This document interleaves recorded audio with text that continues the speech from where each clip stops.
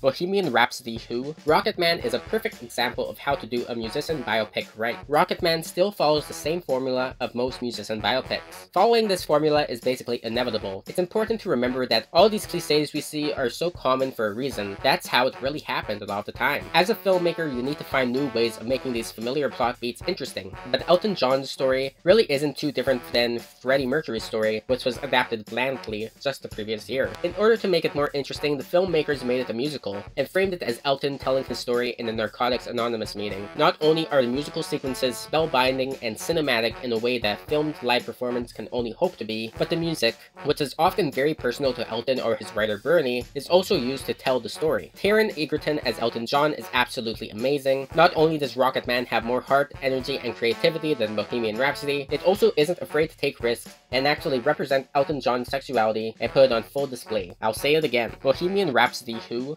Luz is an intensely weird and imaginative movie that shows what you can do with a small budget and only 2 sets. There's a long hypnotism sequence where a psychologist is trying to get a woman to recount repressed memories that eventually turns into a demonic possession sequence. It all takes place in one room, but is one of the most mesmerizing, intense, and immersive scenes I've ever seen. I also thought it was quite clever to have the main character to be a Spanish speaker in Germany, so that she requires a translator. It really drew out the tension not knowing what was being said as it was being said. It takes a while to pick up, but once it gets going, it's compelling all the way through. The sound design and score are fantastic and unsettling, and the grainy cinematography adds to the 1980s European horror movie atmosphere. I really had a blast with this movie, and I can't wait to watch it again. I originally had this movie higher up on the list, but then I saw The King of Comedy. The thing that holds Joker back is good writing. A lot of things happen in Joker that only happen in order to make Arthur Fleck's life miserable, which forces the audience to empathize with him. The execution of these scenes felt forced and unnatural. Compare that with Travis Bickle and Rupert Pupkin. You can understand and empathize with their point of view without having anything explicitly bad happen to them. I don't think we are meant to excuse the bad things that Bickle, Pupkin, or Fleck do, just understand why they do them. You can argue that all 3 of these characters are a product of their society, bottom text. But while Scorsese subtly brings these deeply seated societal fears to the surface, Joker throws a bunch of obvious societal fears right into your face. I've kind of been shitting on Joker, but I still love the movie, mostly due to the surprisingly great cinematography, its dark sense of humor, the cinematic 70s inspired score, and of course the masterful performance from Joaquin Phoenix. I also didn't mind the stuff with Bruce Wayne, and I thought that it all worked well within the context of the movie. With a better script, it would have been one of my favorite movies of the year, but right now, it's just not.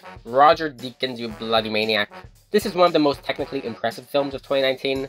The entire movie, with the exception of one point in the middle where a character blacks out, is edited to look like it was shot in real time, with a single long take.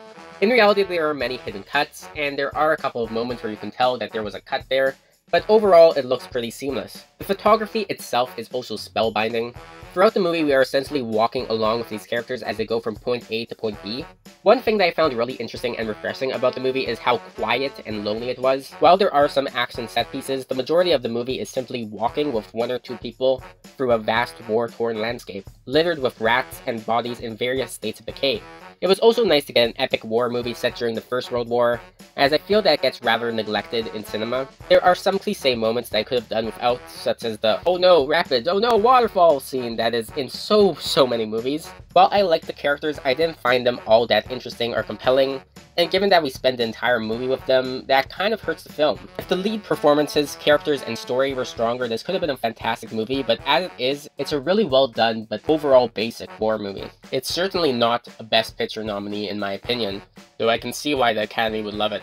Actual cannibal Shia LaBeouf stars in this heartwarming dramedy about Zach, a man with Down syndrome, who escapes the old age home that shelters him, with dreams of becoming a wrestler, when he meets Shia LaBeouf's character, the rough around the edges Tyler, a fisherman also on the run. The dynamic between Tyler and Zach is really fun and touching to watch. It's really enjoyable to watch these 2 people just have fun together, and to see Tyler treat Zach like a normal person. Dakota Johnson, who plays Zach's caring but uptight caregiver, eventually finds a pair and adds to that dynamic by providing both Zack and Tyler with an element of stability and control. I did have an issue with the ending of the film, however. While I liked how it incorporated something mentioned earlier in the movie, I thought the film ended rather abruptly once that thing happened, and kind of felt a bit like a cop-out. Overall, despite having moments of darkness, Peanut Butter Falcon is a feel-good movie of the year for me, and you should definitely check it out. Arctic is the debut film from Joe Penna, otherwise known as Mystery Guitar Man, who was one of the first YouTubers that I actively followed as a kid. And he made a movie! And not just any movie, but an Arctic-set survivalist movie with one of my favorite actors. As a kid, I would have this weird fantasy of having to drag myself through the snow in the Arctic in order to get to shelter. I don't know why, I was a weird kid. This movie is basically that childhood game of make-believe, but it's harrowing, dark, and realistic. Everything seems so hopeless at times throughout the movie that I honestly wasn't sure what kind of ending we would get. There are literally only 3 members of the cast, but Mads is the only one who speaks throughout the movie, so it's basically a one-man show with very little dialogue,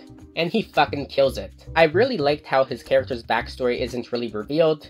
We just start off with him trying to survive this Arctic wasteland, and everything we learned about him is revealed through his actions. This is a really impressive first film from Penna. I'm sure it wasn't easy to direct a film with very little dialogue, and in such harsh conditions, so fucking kudos to him. The Two Popes is basically 2 old men talking for 2 hours, but it's so fucking good. Anthony Hopkins and Jonathan Pryce give great performances as Pope Benedict and Pope Francis respectively. It's fun to imagine that Hopkins has been playing the same character, and somehow Hannibal Lecter became Pope Benedict, who we all know is really Palpatine. Though I was raised a Christian, I'm not really a practicing one, but I still find Christianity, crises of faith, and the politics of governing the church as an institution really intriguing. When thinking of the institution of the church and the Vatican, lots of people might think of the molestation scandal and cover-up, the money that goes to the church and the greediness of it, and of course the rejection of homosexuality and divorce. These concerns and others are all addressed in the Two Popes. Both popes tried to overcome their guilt for trying to protect other priests at the cost of rejecting one's own beliefs and community. One nitpick I have about the movie though is that for some reason they use handheld camera, and sometimes they would suddenly zoom in on the characters, making it look like an episode of The Office. But otherwise, this movie looked beautiful. What a title. The Death of Dick Long is close to what you would get if the Coen brothers made a movie about rednecks that like Nickelback. It's a southern satire that's about bros being bros and getting weird together, until things get out of hand and one of their friends, Dick Long, dies from mysterious circumstances. Avoid spoilers at all costs and just watch it. The Coen brother comparison that has been thrown around is really apt. It's very much like Fargo in that it's about a bunch of stupid but ultimately likable human people trying to cover something up and getting in way over their heads. The movie is both funny and dramatic with some fantastic performances all around. Despite all the humor, it treats the characters' situation seriously, and similar to Lords of Chaos, it both ridicules and humanizes its idiotic characters. It also looks gorgeous. I loved how it would capture all the quirks of the community depicted. As for negatives, I will say that it's a bit of a slow movie and drags a bit in the middle, and I didn't find it nearly as imaginative or impactful as Daniel Schweinhardt's previous film, Swiss Army Man. I feel like In Fabric is the kind of movie that Velvet the Buzzsaw should have been. In the first half of the movie we follow Sheila, a divorced bank teller that is starting to date again, and decides to buy a red dress from an extremely strange department store saleswoman. The hesitation in your voice, soon to be an echo in the recesses of the spheres of retail. I guess he's just European. Of course the dress is not an ordinary one, but an evil one. Remember how I said in my Wounds review, which I wrote before seeing this movie, that it's hard to elicit strangeness and horror from a haunted, mundane object, but In Fabric pulls it off. And at the same time, it doesn't take itself too seriously and turns into an absurd comedy at points. There is something very compelling and real about Sheila, and you can't help but feel for her. Not only is she a victim of an evil dress, but she's a victim of body image.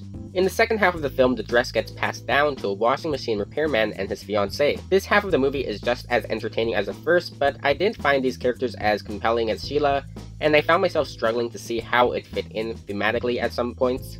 Let me get this out of the way first. This movie looks gorgeous. The sets, costuming, color scheme, and use of shadows makes the movie look as if it was shot in black and white, even though it's in color, acting as a constant visual reminder of the concepts of yin and yang. The movie isn't really action-packed, but the action that is there is absolutely stunningly choreographed and entertaining. I don't use this word often, but I will make an exception here.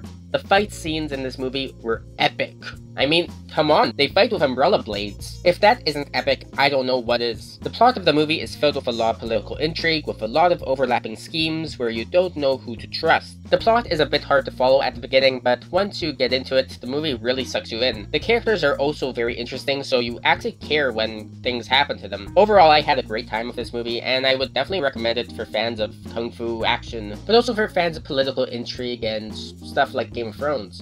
Bacurau is a Brazilian movie that is probably best to see without knowing anything about it, except that it's not for the faint of heart. It starts off by establishing this small village called Bacurau, and the interesting characters that live there. Throughout the course of the movie, we begin to see weird things going on, and then a wild Luce appears, and the real plot of the movie is revealed. I will admit that when the plot was revealed, I was a bit disappointed, because it has been done before many times, but the way that this movie executes this familiar plotline is so incredibly well done and unique. It's a quietly badass depiction of a culturally distinct group of people banding together to fight for their community.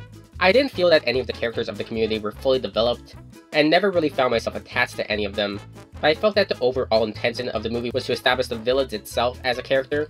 It's a really entertaining and wild movie that I would highly recommend, and it made me interested to check out the director's previous movies. Every decade there is a teen girl coming-of-age comedy that ends up becoming a classic. Now in 2019, I think Booksmart will take the title for the 2010s. It's a really well-written and funny movie that never takes itself too seriously. Not all of the jokes land, but even the weaker jokes are made funny by the excellent line delivery and performances.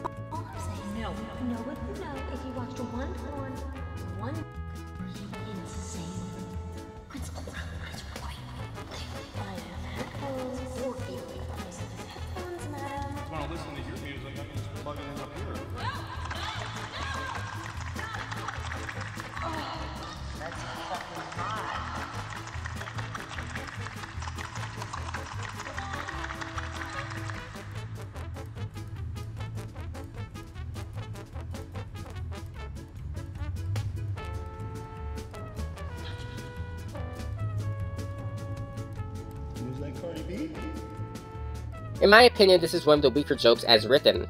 The whole porn playing through speakers is rather predictable and takes too much setup.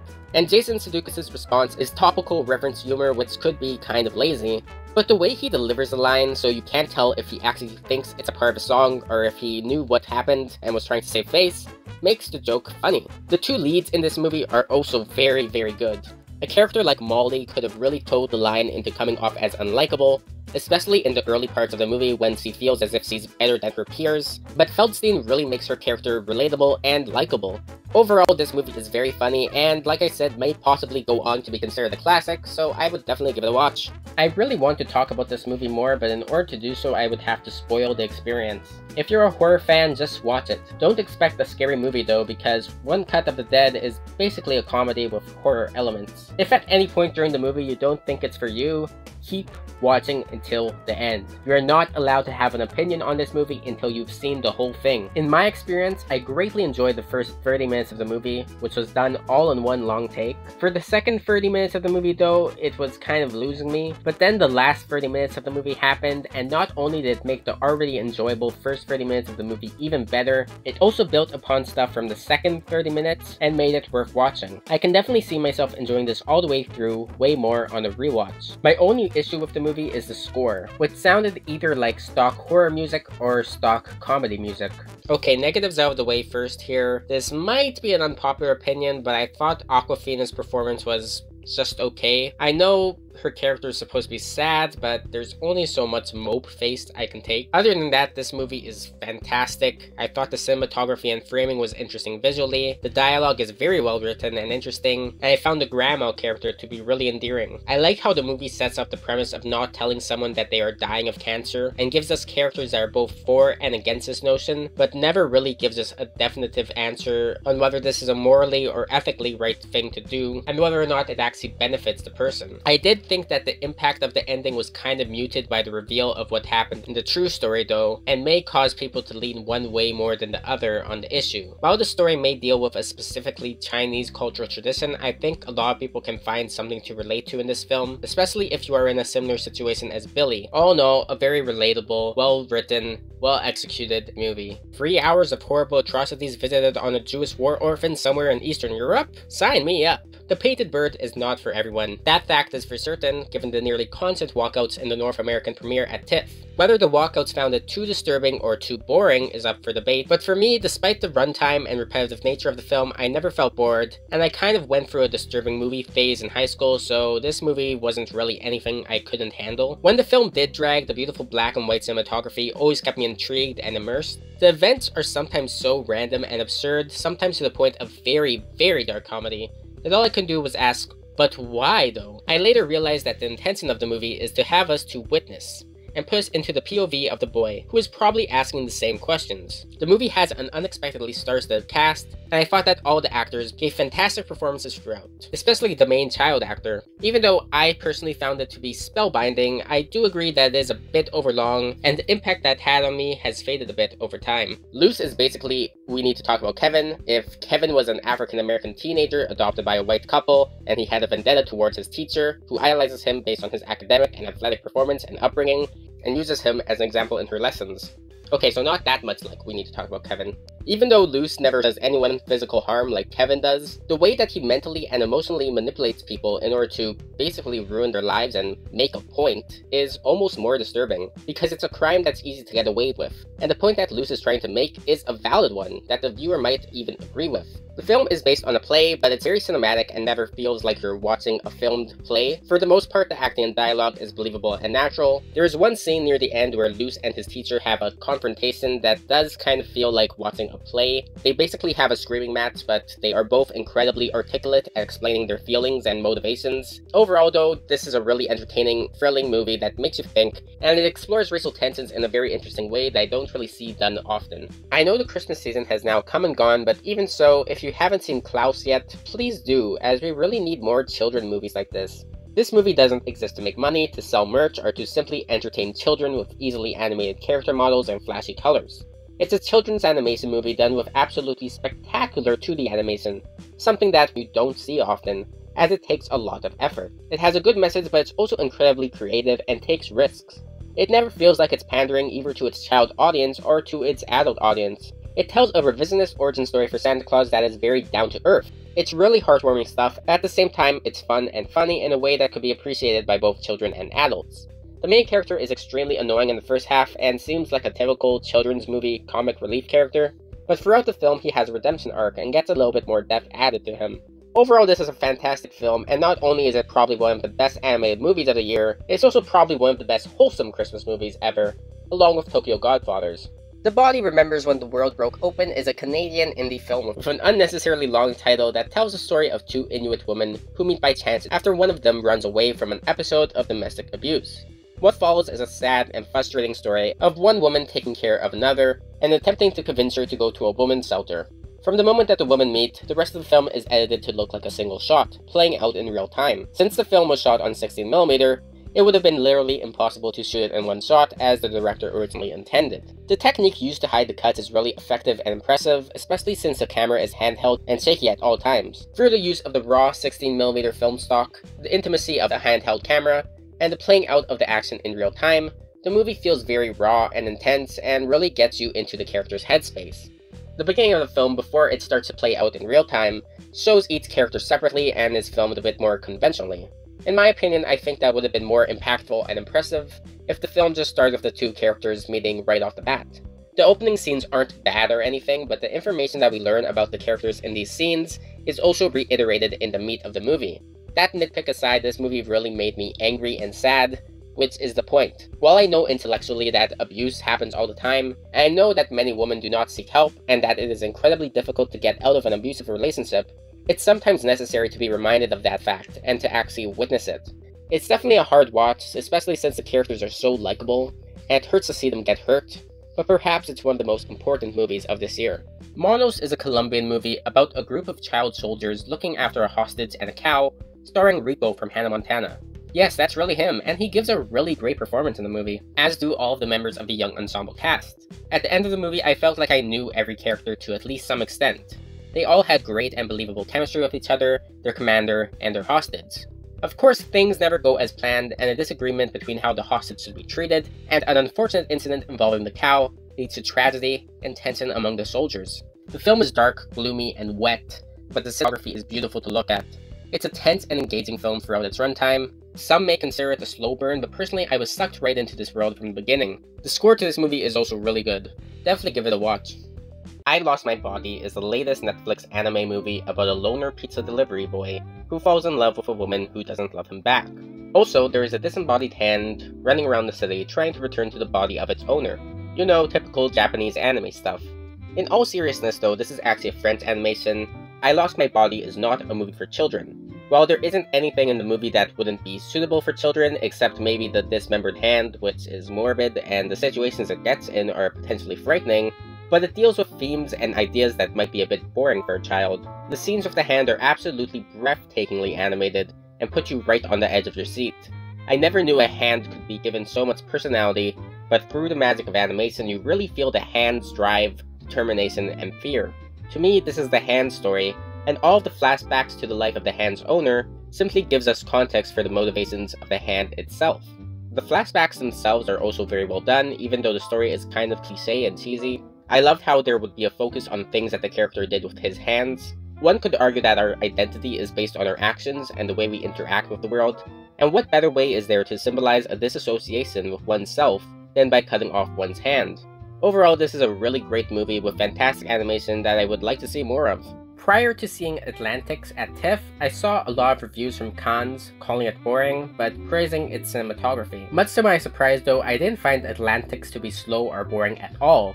Aside from maybe the first 15 minutes or so, which I had some trouble getting into, the movie is quite strange, but its strangeness creeps up on you. I only really realized how strange the movie was when I tried to explain the plot to my friends. Putting the plot aside, which I will not spoil here, this is a very well-made movie, and a strong feature debut from Mati Diop that explores a variety of themes in a very subtle way. Sexuality and promiscuity seems to be a major theme here, as are the themes of capitalism and greed. But at its heart, Atlantics tells a familiar tale of forbidden love, and despite all the strangeness, it ultimately speaks to the human condition in a way that is both unique and down-to-earth. Pain and Glory is a semi-autobiographical reflection on the life of an aged film director. The movie contains many flashbacks to his youth, with Penelope Cruz playing his mother, who gives a great performance as always. Antonio Banderas as the adult protagonist also gives one of the best performances of his career in my opinion. Whenever a director makes a movie about a director, usually it's very personal, and the more you know about the director, the better your experience with the movie. The only other Pedro Almodovar movie I've seen was The Skin I Live In, which was, very different than this. Despite not knowing much about this particular director, I still found Pain and Glory to be entertaining and engaging. It's sometimes funny, but mostly somber and reflective without getting too depressing. Even though it's about a man starting a heroin addiction late in life in order to deal with his aches and pains, it's still a very hopeful and cathartic movie. Ruin Johnson is relentless. Not only did he ruin Star Wars, but now he ruined the murder mystery with meta humor and subversion of expectations.